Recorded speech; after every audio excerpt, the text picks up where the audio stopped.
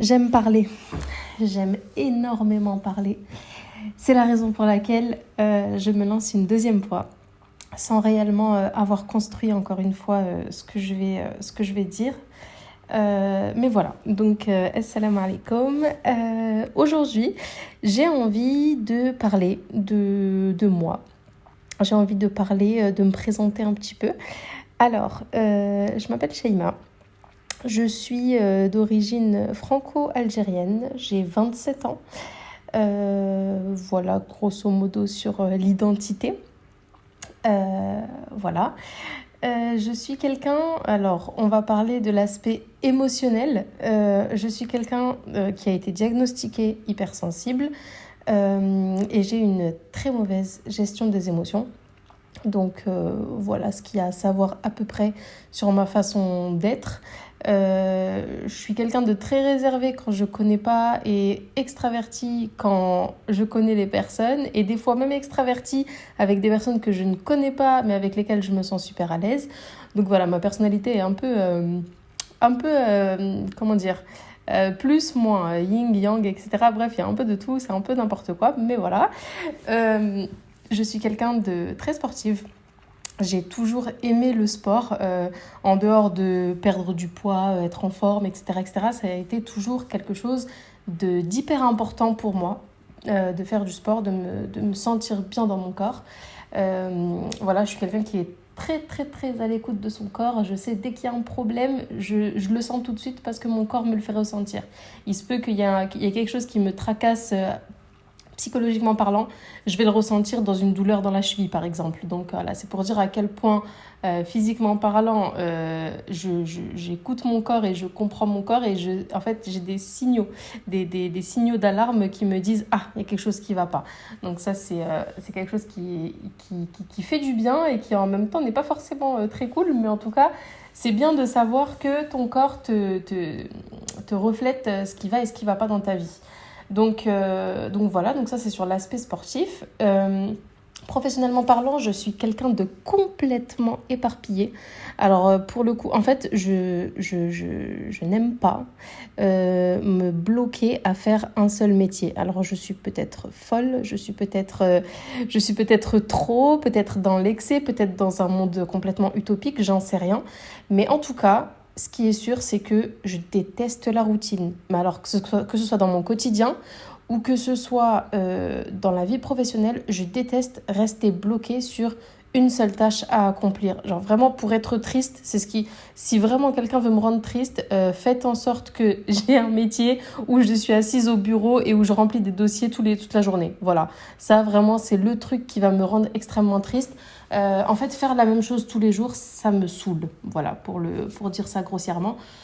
Donc, j'ai suivi un peu plusieurs parcours qui ne voulaient... Enfin, je dirais pas qu'ils voulaient rien dire parce que c'est quand même des choses qui m'ont plu, même si ça n'a pas forcément abouti.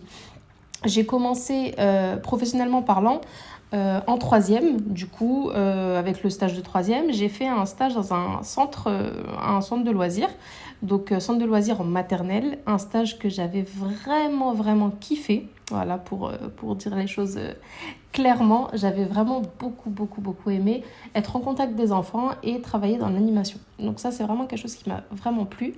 Ensuite, donc j'ai eu le brevet, j'ai fait un lycée.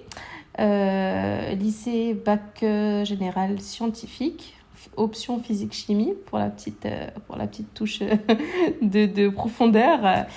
Ensuite, après le lycée, donc bac que j'ai obtenu avec mention assez bien, j'étais assez satisfaite en réalité parce que j'avais pas foutu grand chose et donc ça faisait plaisir d'avoir une mention. Voilà, donc ça c'est pour l'aspect bac. Et puis ensuite, je suis partie en médecine. Alors en médecine, j'ai fait ma première année de médecine qui s'appelait la PACES. Donc c'était en 2015, si je dis pas de bêtises. 2015. Et c'était complètement n'importe quoi. Parce qu'en fait, j'allais à la fac. Alors déjà, la fac me démoralisait. Après, je suis quelqu'un qui comment dire, je suis très dans le ressenti en fait. Et rien que le lieu d'études me plaisait pas. Et à partir du moment où je me sens pas bien quelque part, ben je pars, tout simplement. Donc voilà, j'ai fait, je crois, 2 ou 3 semaines maximum dans cette fac de médecine que je ne citerai pas, que j'ai détesté et donc j'ai complètement laissé tomber. Et en parallèle, donc j'étais animatrice, je faisais de l'aide aux devoirs dans un centre social. Et j'étais aussi nourrice. Je faisais de la garde d'enfants un peu à des heures un peu compliquées d'ailleurs. C'était, je me rappelle, 6h du matin. C'était de 6h à 9h du matin et de 16h à 19h, quelque chose comme ça. Donc c'était intense, mais c'était vraiment hyper enrichissant parce que ça fait toujours du bien d'avoir déjà un petit peu de sous quand on est étudiante. Et parce que ça m'a énormément apporté. Et encore une fois, l'aspect enfant revient. Ensuite, je suis partie sur un BTS. En fait, après la PACES, j'étais complètement perdue, pour être très honnête. Je ne savais pas du tout ce que je voulais faire. Et je ne savais pas du tout où est-ce que j'allais être acceptée. Parce que avant, c'était... pour se faire accepter en fait dans une fac ou dans un BTS ou peu importe, il fallait passer par la plateforme Parcoursup. C'est comme ça qu'elle s'appelait en 2015 ou en tout cas dans ces années-là. Et c'était très compliqué d'avoir une place en sachant que j'avais déjà fait une première année de fac et que il y avait tous ceux qui venaient de passer le bac cette année-là qui demandaient eux pour la première fois, et il y avait tous ceux qui avaient déjà fait une première année qui se réorientaient. Donc il y avait énormément de demandes, mais bon, j'ai fait plein de vœux et j'ai été acceptée un peu par hasard. J'allais partir en Belgique, bref, je vous passe tous les détails, mais j'ai été acceptée dans un BTS, donc un BTS podo-orthésiste sur Paris, dans le 19e.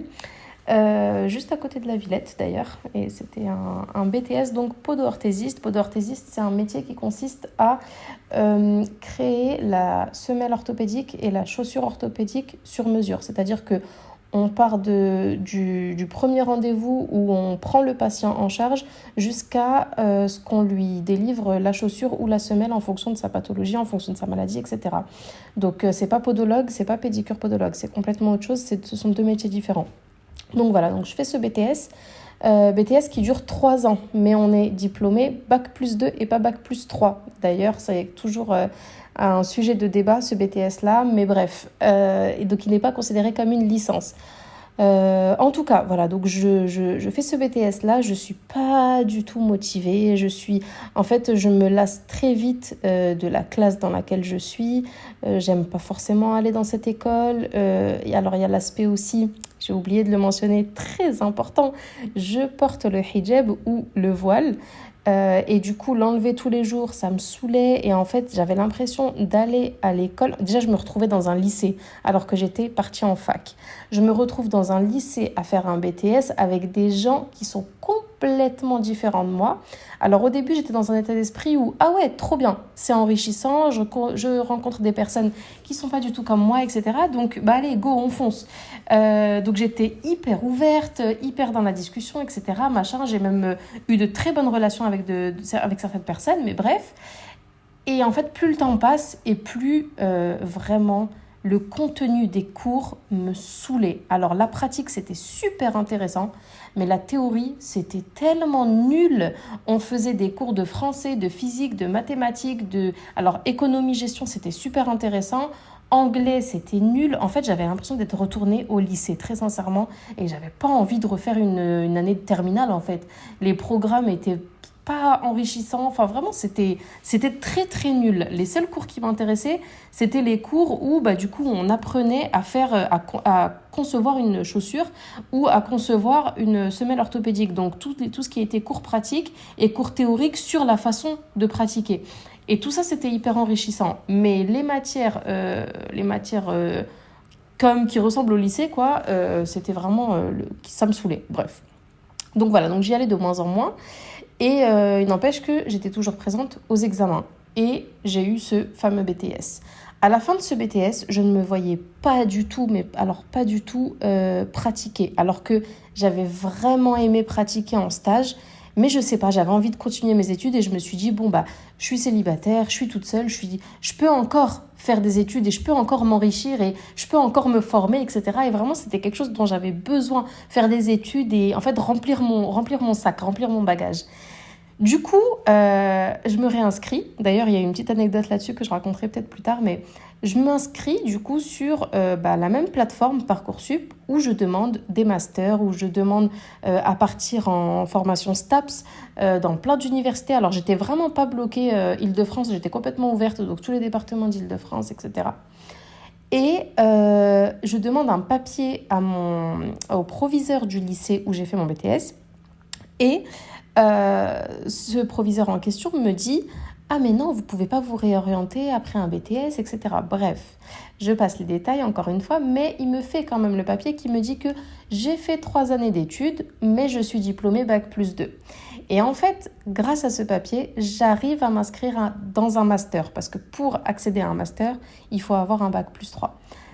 Du coup, voilà, donc j'en suis là au niveau de mon parcours professionnel et je me dis, bon, on va tenter, je m'inscris et puis on verra ce que ça donne. Mais vraiment, je m'attendais à rien, en fait. Je m'attendais à pratiquer ou alors à faire des petits jobs par-ci, par-là parce qu'entre-temps, je faisais de la garde d'enfants, etc. pendant mes études, du coup.